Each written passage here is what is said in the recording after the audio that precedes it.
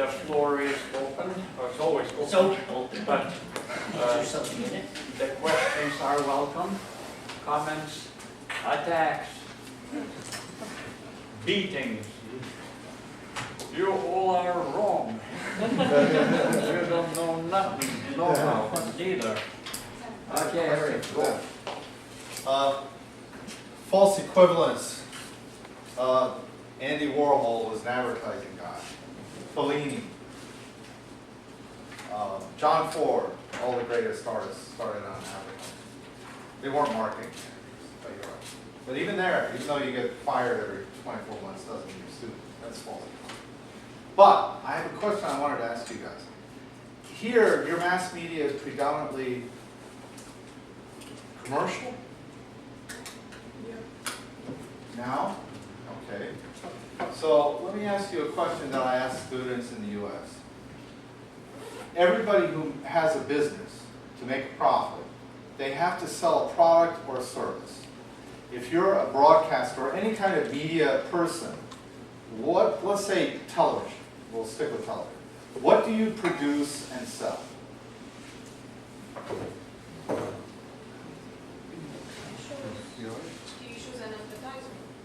Okay, that's right, and it's wrong. And I'll give you an example. In the United States, in the 1960s, we had 3 TV channels basically, and we had television shows that produced the largest audiences in the history of the world. Very popular shows. They were all canceled. Why do you think they would all be canceled and replaced with something else? Because people were interested in the show more than they were in the advertising. No, not necessarily. It's because psychographics became popular. And when I was saying there are really smart people there, I mean, there are like super statisticians and stuff on Madison Avenue, as well as artistic and creative people. Alfred Hitchcock made ads. Kurosawa made ads. Everybody starts out. But what happened was they went from basic demographics to psychographics, and Joe talked about that. I mean, they're so smart now that they have ambient advertising, and they can see you coming down the street. There's all kinds of stuff going on with technology. But what happened was they discovered the wrong people were watching. They had huge audiences, but they were older people. So they canceled the shows and they came out with different scripts that would attract a different audience. So all I wanted to say was, in a commercial environment, you are the product being sold. You are packaged as an audience. If you're the right kind of audience, you're worth a lot. If you're the wrong kind of audience, you're not. And so what happened in the United States was a lot of scripts started coming out that were really silly and stupid about monster families and stuff like this. But it got the kind of audience advertisers wanted. And so that meant that television script writing changed dramatically. And it became very youth-oriented and increasingly stupid. I mean, the narratives became very simple and so forth and so on. And so you're what's being packaged and sold. That's what they do. And if what is between the ads does not produce the right audience for sale, it's canceled. The ads are never canceled, but what's in between the ads is very, how can I say, expendable. So we're what's being packaged and sold. Thank you for the lecture. At least it wasn't fresh. Okay, Joe, I'll just direct this to you and then anyone else. Okay. Everyone else can answer. You could easily get the impression from these talks that images are automatically associated with propaganda. But that can't be the case. No. And so I guess what I'm trying to get you to articulate clearly, and you began to talk about it when you said that the images demand something. But what is it that legitimizes propaganda and it's not operative in simple symbolism? Because all symbolism is not propaganda. Right. And so I'm thinking, just to give you a clue, I mean, I'm thinking here about sort of the work of the Frankfurt School. I mean, what they sort of contribute to this. idea of legitimization of images to transform them into something else. Well, what I tried to convey, and maybe it was a little blended in here. But you started getting at it. Yeah, first of all, one of the things that has to be looked at is, I did mention the German expressionism. Now, why I mentioned that was not so much that this is a nice piece of archival data, but what that did, German expression created an environment in which people became familiar with a particular kind of film. And so that kind of, the light and dark shadows became a very familiar genre through film. So now that's a background, there's a cultural context for that. Then within the notion of utilizing certain techniques from that particular school, as I mentioned, certain kind of characteristics go with propaganda. One is it creates a notion that, maybe I should say this, the notion of propaganda also means, you translate and you call it propagation. And it's a propagation of a faith. What you're doing is instilling a particular form of faith. How do you do that? It usually is a particular form which creates that you want, somehow you're going to belong, somehow you're going to obey, somehow you're also going to have unity with this particular organization in such a way that even in the face of evidence and argument, you are taking it that this is the right thing. This is the right thing to do. You are essentially taking it on faith. Propaganda attempts to try to utilize those characteristics through its symbols to institutionalize the notion of, quote, faith through belonging and unity. For instance, right now, what have corporates done? They know there's a moral sentiment out there, a moral sentiment of, quote, green, keeping green, sustainability. They utilize now this moral commitment to show how they're going green. So green becomes the mantra, green becomes the symbolism, but green is always now in the service of creating a marketplace. What happened? That marketplace was created out of something else. The demonstrations that were on Seattle a few years ago, actually all the green activists were against it, were against these talks in Seattle, a big United Nations meeting. What happened? All these sponsors, all these corporations found out there was now a market for green. So they took the notion of green and made it into a market for themselves. What gains that legitimation? In part, their legitimation of it is already constituted by the fact that people are not resistant to it. Resistance, that they accept it as part and parcel as a normal practice. You know, there are also, you know, there's some theorists that hypothesize because people are somewhat nihilistic, and we heard that term earlier, they are looking for something to belong to, looking for something they can hang their star onto, because they see no great purpose in what they're doing. They see no future in what they're doing. So they look for something. And these are kind of some of the characteristics, but there's also, you know, for propaganda is like, you require self-persuasion. You can't just automatically be persuaded. There's always a notion of self-persuasion in the persuasion itself. Yeah, I understand that. I want to monopolize. Okay. When you said that, I'm thinking of when these Frankfurt writers, for example, analyze horoscopes. Mm-hmm. And so they analyze these horoscopes and try to figure out what there was about a horoscope that led people to think that they even made sense, you know, and why they would follow into it. So I guess I'm trying to get you to think about, I hate to use the term because it's just mystifying, but is there something ontologically different about propaganda that's different from symbolism so that it gains a new power?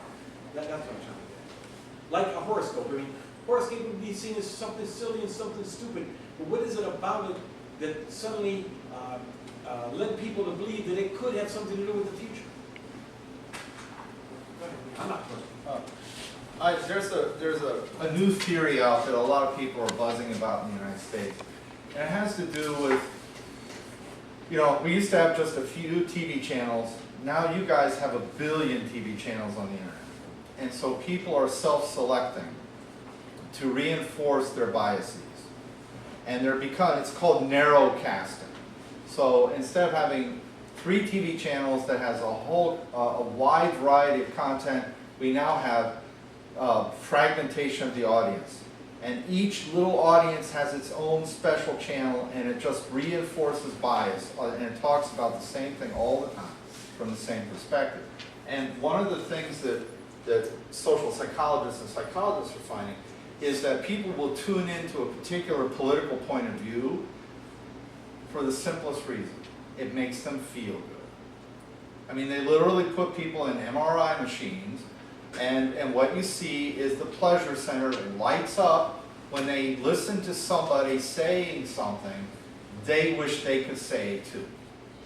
So this person stands for me. It's getting back to Aldous' notion of magic almost.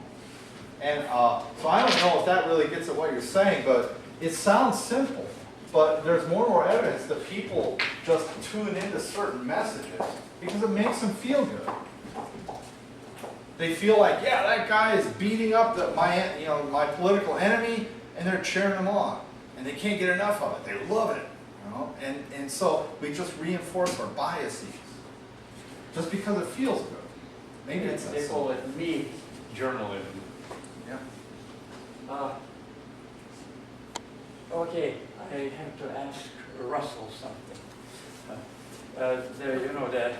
The magic face reappearing across images, but is there another, what would we call, instrumental reason that we do the environment, treat the environment as a resource to be made? And the technical languages that we have, different, whether it's chemical or biological, they are not languages in a normal sense. They say, we have this language as a formula and we can make it. That like magic incantation. Somebody says, writes a formula, says, you can make that. Mm-hmm. So is there another kind of in your kind of magic of words, magic of rhetoric or discourses? Yeah, the bison and elk. Why was that painted on the cave walls? Why did they draw drawings? For the presence of the game, and go out. You draw it on the cave wall, and then you go out in the cave, and boom, there it is. The modern mass media do this. It's an instrumental expression in order to evoke a presence. And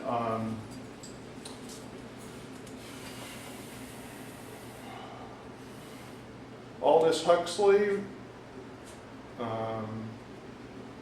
was it Aldous Huxley, Brave New World? Mm-hmm. Yeah. He wrote in 1948, or around in there, Brave New World. There is the primitive. And the primitive was in touch with nature.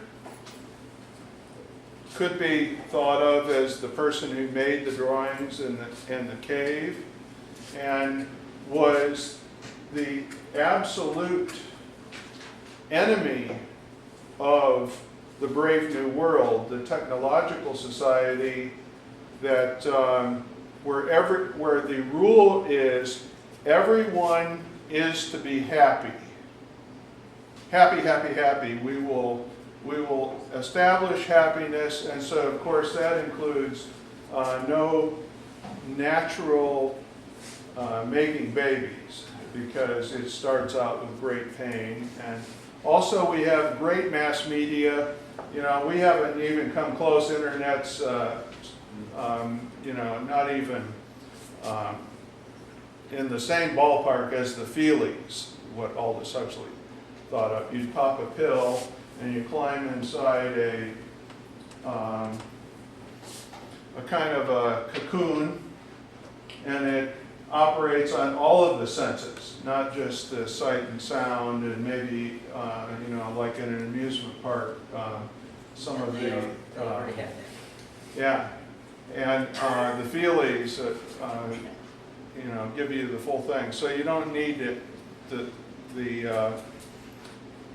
be in touch with the primitive, and so we'll do everything that we can to keep you away from the primitive. This is instrumental evoking of the presence. So, any more questions? Then we have. I have one question of the audience. Could I ask the students who are here, maybe you're not here, but of the students who are here and still awake, when you leave this institution and you graduate, what expectations or what kind of specialties will you be graduating in? Like, what is the majors that you are taking? Well, communication, just communication? So our major is communications on the diploma. We will do it in communication, but at the practical side, I don't know. You're asking about the job or Yes. something? Yeah. Yes. So it could be maybe in commercial companies or Media companies. media companies, yeah. TV, radio? Behind the scenes or in front of the scene? More behind. Or any company as a person for public relations. Okay? Anybody else? Is anything different? Who wants to become Minister of Propaganda? Everybody. Okay, thank you. I just had no feeling of what your expectations were, so. Thank you all, That's thank you for Thank the you. organizers, and we hope to see you again.